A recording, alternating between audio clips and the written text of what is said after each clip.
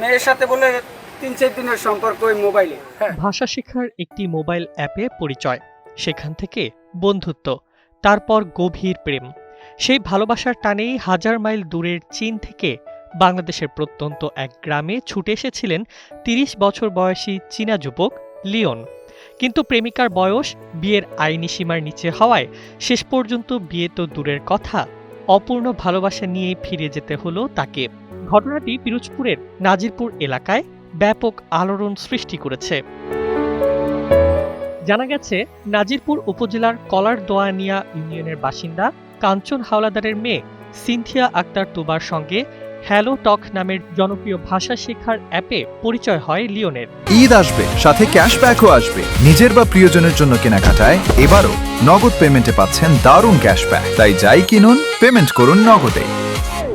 প্রথমে ভাষা চর্চা, পরে নিয়মিত কথোপকথন, এভাবেই সম্পর্ক গড়ায় হোয়াটসঅ্যাপে। সময়ের সঙ্গে সেই বন্ধুত্ব পরিণত হয় গভীর ভালোবাসায়। তুবা জানান, এক পর্যায়ে লিওন তার কাছে বাড়ির ঠিকানা চান, তবে তিনি কখনো ভাবেননি চীনের ওই যুবক সত্যি বাংলাদেশে চলে আসবেন। কিন্তু ভালোবাসার টান যেন সব দূরত্বকে হার মানায়। চলতি মাসের ৮ মে প্রথমে ঢাকায় পৌঁছান লিওন, এরপর ১৪ মে পিরোজপুরের নাজিরপুর বাসস্ট্যান্ডে এসে নামেন তিনি। খবর পেয়ে তুবার বাবা ও পরিবারের সদস্যরা তাকে সাদরে বাড়িতে নিয়ে যান। সুদূর চীন থেকে আসা বিদেশি অতিথিকে দেখতে স্থানীয়দের ভিড় জমে যায় কাঞ্চন হাওলাদারের বাড়িতে। কাঞ্চনের মেয়ে বিকরিয়া ফোনের মাধ্যমে আনছে, এটা শুনছি। গ্রামের মানুষ কৌতূহল নিয়ে ভিড় করেন চীনা জামাই দেখতে। কেউ ছবি তুলছেন, কেউ আবার গল্প করছেন বিদেশি অতিথির সাথে। তুবার বাবা কাঞ্চন হাওলাদার জানান, কয়েকদিন ধরেই ফোনে লিওনের সঙ্গে তাদের কথা হচ্ছিল।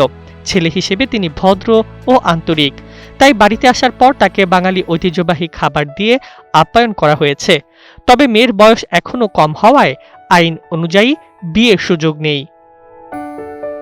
এদিকে বিয়ের আগে আবেগঘন কণ্ঠে লিওন বলেন, তিনি শুধু তার প্রিয় মানুষ তুবার জন্যই বাংলাদেশে এসেছিলেন, কিন্তু তুবার বয়স কম হওয়ায় এখন ফিরে যেতে হচ্ছে তাকে। তবে এখানেই শেষ নয়, তিনি অপেক্ষা করবেন। 2 বছর পর তুবার বয়স পূর্ণ হলে আবারও বাংলাদেশে আসবেন। তখন তুবা রাজি থাকলে তাকে বিয়ে করে সংসার শুরু করার স্বপ্ন দেখেন তিনি।